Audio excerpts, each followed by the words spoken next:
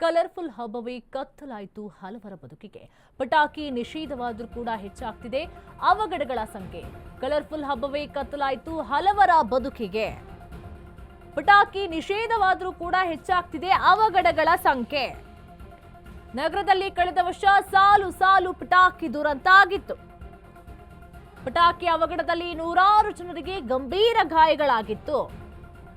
ಅನೇಕರ ಬದುಕನ್ನ ಕತ್ತಲು ಮಾಡಿತ್ತು ಕಲರ್ಫುಲ್ ದೀಪಾವಳಿ ಹಬ್ಬ. ಕಳೆದ ಬಾರಿ ಮಿಂಟೂದಲ್ಲಿ ದಾಖಲಾದಂತಹ ರೋಗಿಗಳ ಸಂಖ್ಯೆ ಎಷ್ಟು? 2024ಕ್ಕೆ ದೀಪಾವಳಿ ಕಣ್ಣಿಗೆ ಪೆಟ್ಟು ಮಾಡಿಕೊಂಡಿದ್ದಂತಹ 71 ಜನ, ಗಾಯಗೊಂಡು ಮಿಂಟೋ ಆಸ್ಪತ್ರೆಗೆ ದಾಖಲಾಗಿದ್ದವರು 18 ಜನ.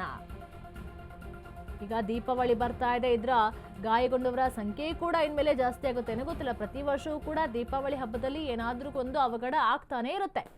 ಕಣ್ಣಿಗೆ ಗಂಭೀರ ಗಾಯ ಮಾಡ್ಕೊಂಡವರು 18 ಜನ ಇದ್ದಾರೆ. ಪಟಾಕಿ ನಿಷೇಧವಾದ್ರೂ ಕೂಡ ಪಟಾಕಿಯನ್ನ ತಂದ್ಬಿಟ್ಟು ಸಂಭ್ರಮಾಚರಣೆ ಮಾಡೋದಲ್ಲದೆ ಕೂಡ ಅವರು ಸಂಭ್ರಮಿಸಲ್ದೇ ಕೂಡ ಅವ್ರ ಪಕ್ಕದಲ್ಲಿದ್ದವ್ರಿಗೂ ಕೂಡ ಸುಟ್ಬಿಟ್ಟು ಕೈಯೋ ಕಣ್ಣ ತೆಗೆದಿಟ್ಟಿರ್ತಾರೆ.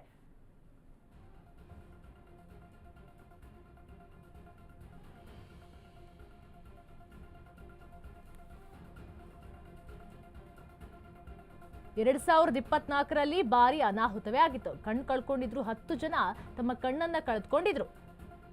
ಕಣ್ಣಿಗೆ ಗಂಭೀರವಾಗಿ ಗಾಯಗೊಂಡವರು 18 ಜನ ಇದ್ರು. ಹೊರರೋಗಿ ವಿಭಾಗದಲ್ಲಿ 53 ಜನ ದಾಖಲಾಗಿದ್ರು. ತಮ್ಮ ಕೈಯಲ್ಲಿ ಪಟಾಕಿ ಸಿಡಿಸಿಕೊಂಡವರು 38 ಜನ ಇದ್ರು. ಬೇರೆಯವರಿಂದ ಆದಂತಹ ಪಟಾಕಿ ಗಾಯ 33. ತಾವು ಸುಟ್ಕೊಳ್ಳೋದಲ್ಲೇ ಬೇರೆಯವ್ರ ಕೈನೂ ಕೂಡ ಗಾಯ ಮಾಡ್ತಾರೆ. ಪಟಾಕಿಯ ಸಂಭ್ರಮಾಚರಣೆ ಇರಬೇಕು, ದೀಪಾವಳಿಯ ಸಂಭ್ರಮಾಚರಣೆ ಇರಬೇಕು, ಯಾವುದು ಕೂಡ ಅತಿ ಆಗಬಾರ್ದು. ಅತಿ ಆದ್ರೆ ಅಮೃತ ಕೂಡ ವಿಷ ಅಂತ ಹೇಳ್ತಾರೆ. ಇನ್ನೇನು ಪಟಾಕಿ ದೀಪಾವಳಿ ಹಬ್ಬ ಬರ್ತಿದೆ, ಈಗಾಗಲೇ ಪಟಾಕಿಯನ್ನ ಒಂದು ಕಡೆಯಿಂದ ಇನ್ನೊಂದು ಕಡೆ ಸಾಗಣೆ ಮಾಡುವಂತ ಕೆಲಸ ಕೂಡ ಆಗ್ತಿದೆ. ಮೊನ್ನೆ ಕೂಡ ಅದೇ ಕೂಡ ಸ್ಟೋರಿ ಇತ್ತು. ಎಲ್ಲಾ ಕಡೆ ಕೂಡ ಪೊಲೀಸ್ ಚೆಕಿಂಗ್ ಮಾಡ್ತಾ ಇದ್ದಾರೆ. ಒಂದು ಕಡೆಯಿಂದ ಇನ್ನೊಂದು ಕಡೆ ಬಸ್ನಲ್ಲಿ ಸಾಗಾಟ ಕೂಡ ಮಾಡ್ತಾ ಇದೆ.